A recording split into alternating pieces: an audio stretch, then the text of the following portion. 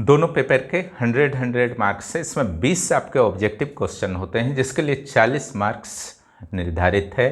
इसके अलावा हिस्ट्री में 4 सेक्शन है और ज्योग्राफी में 4 सेक्शन है। टोटल हो गए 8 सेक्शन। 8 सेक्शन से मात्र एक क्वेश्चन रहेगा जिसमें से आपको जो भी पसंद हो उसमें से 4 क्वेश्चन आप बनाइए और उसका उत्तर दीजिए और 20 ऑब्जेक्टिव का। इस तरीके से आपके 200 मार्क्स संपन्न हो जाते हैं। लेकिन एक चीज़ को ध्यान रखिएगा, जो ऑब्जेक्टिव आपका होगा वो पूरी तरीके से कंप्लीट सिलेबस को कवर करेगा, है ना। यानी कि 8 सेक्शन को अगर आप सोचेंगे सिर्फ 4 सेक्शन पढ़ के चले जाएं तो काम हो जाएगा, तो ऐसा नहीं होगा। ऑब्जेक्टिव सारे सेक्शन का करना है, लेकिन सब्जेक्टिव में अगर आप ये सोचिएगा कि 8 सेक्शन का हम सब्जेक्टिव तैयारी कर लेंगे, ये पॉसिबल नहीं है, ये बेवकूफ़ी है ना। ये स्ट्रेटजी ऐसे नहीं बनता है। आपको 4 सेक्शन कंप्लीट चुनना है। यहाँ पर जो आपका रेनेसां इसमें तैयारी कराई जा रही है, यहाँ जो हमारी स्ट्रेटजी रहती है, यहाँ 4 सेक्शन को 100% कराया जाता है। क्लियर। और जहाँ तक हिस्ट्री की बात है तो यहाँ पर 7वां में भी और 11वां में भी मिडाइवल हिस्ट्री और झारखंड के इतिहास को 100% कोई भी एक टॉपिक को नहीं छोड़ा जाता है। और जो रिपीटेशन हुए हैं 11th जेपीएससी में, उसको देखते हुए यह निर्धारित किया गया है कि जो आपका टारगेट सेक्शन है 4 सेक्शन, उसमें एक भी टॉपिक नहीं छोड़ना है। क्योंकि ज्योग्राफी में रिपीट कर दिए गए थे, हालांकि हिस्ट्री में आपका मिडाइवल में रिपीट नहीं किया गया, एंशिएंट में सिंधु घाटी से ही दे दिया गया है। जो भी आपका सेक्शन है उसको 100% आपको तैयारी कर लेने में ही बुद्धिमानी है और इस बार उसी तरीके से कराई जाएगी। तो यहाँ मिडाइवल, आज हिस्ट्री पर हम लोग थोड़ा सा डिस्कस करेंगे, शॉर्ट वीडियो होगा। मिडाइवल हिस्ट्री और झारखंड के इतिहास को यहाँ पर लिया जाता है। क्लियर। 100% कंप्लीट कराने के लिए। ज्योग्राफी पर अगले वीडियो में हम लोग चर्चा करेंगे। मिडाइवल हिस्ट्री को यहाँ पर क्यों लिया गया है, मुझे यह प्रतीत होता है कि मिडाइवल हिस्ट्री जो है आपका पूरी तरीके से साइंटिफिक टॉपिक है। इसके सिलेबस शॉर्ट हैं, हालांकि शॉर्ट सिलेबस विशेष मैटर नहीं करता है, लेकिन साइंटिफिक टॉपिक जो है बहुत ज़्यादा मैटर करता है।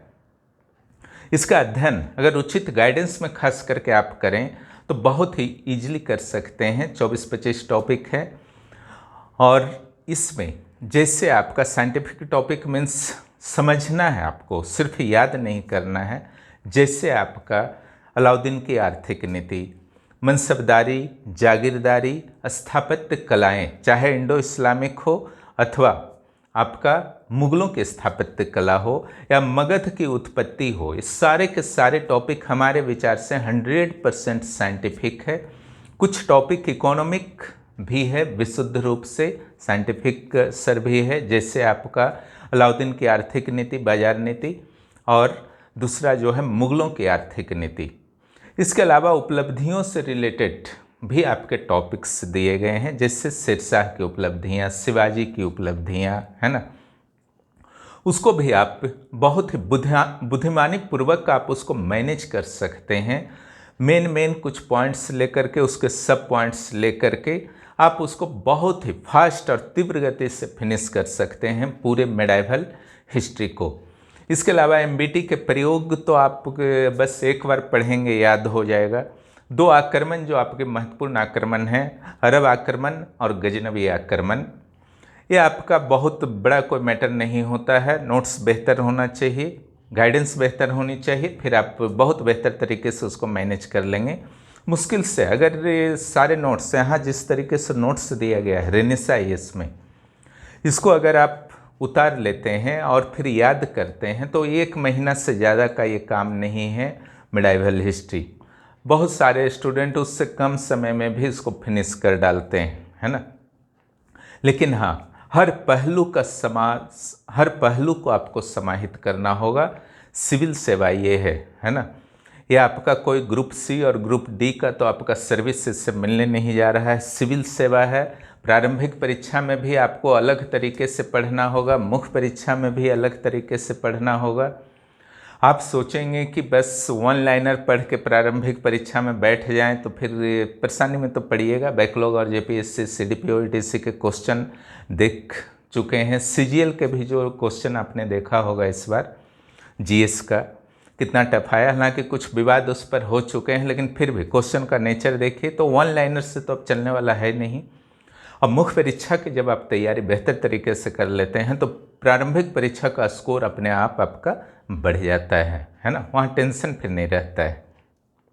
तो मिडाइवल हिस्ट्री बहुत जल्द आपका समाप्त हो सकता है, खास करके रेनेसां के गाइडेंस में आप रहते हैं तो मिडाइवल हिस्ट्री कैसे ख़त्म हो जाएगा आपको पता ही नहीं चलेगा, और कॉन्फिडेंस आपको काफ़ी अच्छे तरीके से आ जाएगा, उसके लिए निश्चिंत रहिए।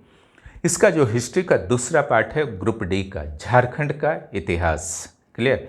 यहाँ एक एवरग्रीन टॉपिक है बिरसा मुंडा, जो हर एग्जाम में पूछा गया है, जो भी नए सिलेबस के अनुसार हुए हैं आज तक मुख्य परीक्षा, सारे एग्जाम में ज़रूर पूछे गए हैं बिरसा मुंडा से।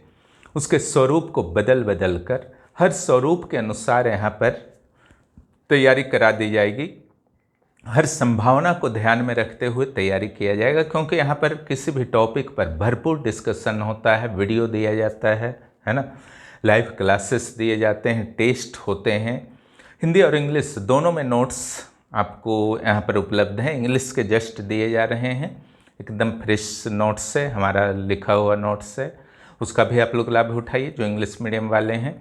तो यहाँ बिरसा मुंडा तो एवरग्रीन हो गया। इसके अलावा जो आपके संभावित प्रश्न बहुत लिमिटेड हैं, आराम से फिनिश कर सकते हैं, 15-16 दिन काफ़ी, अगर बेहतर तरीके से आपको गाइडेंस मिल जाए तो 15-16 दिन काफ़ी, अन्यथा ज़्यादा समय तो लगेगा, है ना।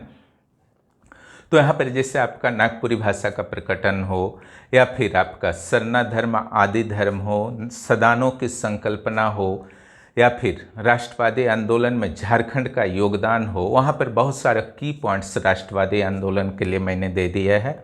जो कोई भी प्रश्न आपका आएगा राष्ट्रवाद और झारखंड का योगदान से रिलेटेड, राष्ट्रवादी तत्व जनजातीय आपका विद्रोह में, तो हर जगह जो है आपका उस सारे की पॉइंट्स जो हैं काम देंगे, क्लियर।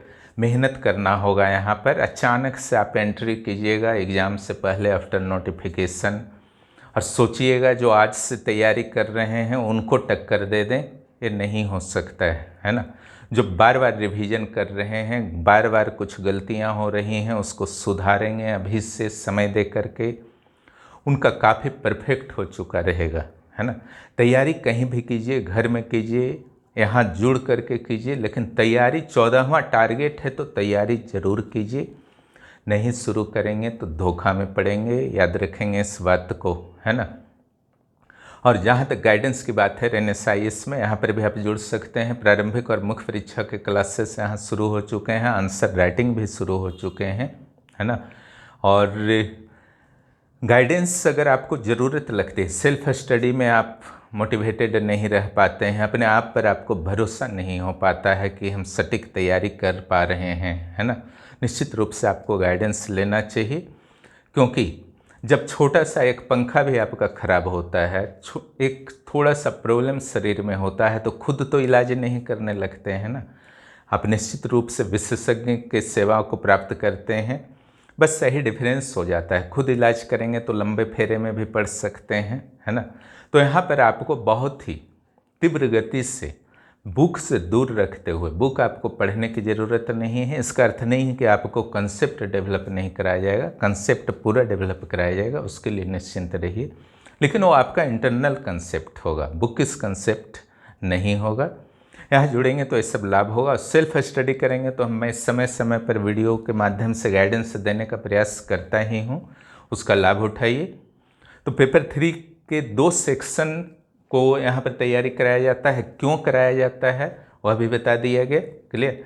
इसके अलावा जो आपके पेपर 3 का हिस्ट्री का स्पेशली बात किया, हिस्ट्री में ही आपके जो रेस्ट 2 सेक्शन हैं, एंशिएंट और मॉडर्न हिस्ट्री, ऐसा नहीं कि उसको छोड़ दिया जाता है ना, कहीं से आपको असुरक्षित यहाँ पर नहीं छोड़ा जाता है।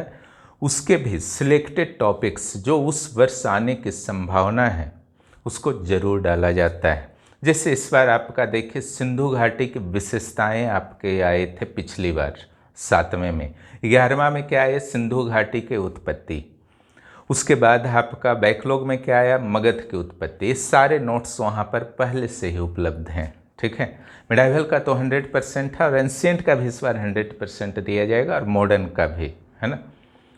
और मॉडर्न में भी आपका सिलेक्टेड टॉपिक का फिनिश करा दिया जाएगा, यानी कि 100% आप सुरक्षित रहेंगे यहाँ के स्ट्रेटजी से।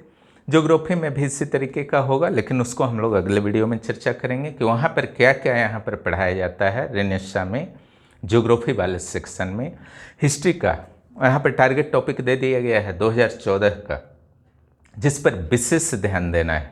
ठीक है, टारगेट टॉपिक आप लोग एप्लीकेशन के पेड ग्रुप में देख सकते हैं, और सारे जितने भी और भी सब्जेक्ट हैं सारे के टारगेट टॉपिक मैं यथाशीघ्र दे दूंगा, क्योंकि टारगेट टॉपिक यहाँ पर बस बैठ करके 5 मिनट में नहीं बनाया जाता है। पिछले साल के सारे क्वेश्चंस को ध्यान में रखते हुए आपका टॉपिक्स दिए जाते हैं, जिस पर विशेष ध्यान रखना है, उसके भरोसे नहीं रहना है। और स्पेशली जो सर्विस वाले हैं, जो बड़ी संख्या में यहाँ पर जुड़े हुए हैं, उनको भी ध्यान में रखते हुए टारगेट टॉपिक देना ज़रूरी हो जाता है, क्योंकि उनके पास समय की भारी कमी होती है। लेकिन समय की कमी के चलते ऐसा तो नहीं होता है कि सपने समाप्त हो जाते हैं। जो भी 4-5 घंटे मिलते हैं उसी में सपने को पूरा करने का बहुत लोग प्रयास करते हैं। हाउस वाइफ्स हों, उनके पास भी तरह तरह की जिम्मेदारियां होती हैं, लेकिन उसके बावजूद वे लोग सपनों को पूरा करने का निरंतर प्रयासरत रहते हैं। उनके लिए रेनेसां IAS जो है, बस उनको ध्यान में रखते हुए यहाँ पर प्लानिंग किया जाता है। उनको ध्यान में रखते हुए इट मीन्स आपको अगर कम भी समय मिलता है तो यहाँ पर किस तरीके से आपके लिए सहयोग दिया जाए, उस पर विशेष रूप से ध्यान रखा जाता है जब भी कोई भी योजना बनाया जाता है, चाहे प्रारंभिक परीक्षा हो, मुख्य परीक्षा हो। इसका आप लोग लाभ उठाइए, और जो भी इस चैनल पर नए हैं चैनल को सब्सक्राइब कीजिए। 11th JPSC का इंटरव्यू और CDPO का इंटरव्यू के भी प्रोग्राम निरंतर जारी हैं। रिजल्ट भले ही नहीं आया है, लेकिन आप लोग तैयारी कभी मत छोड़िए, क्योंकि रिजल्ट तो आएगा ही जब आना होगा। ठीक है।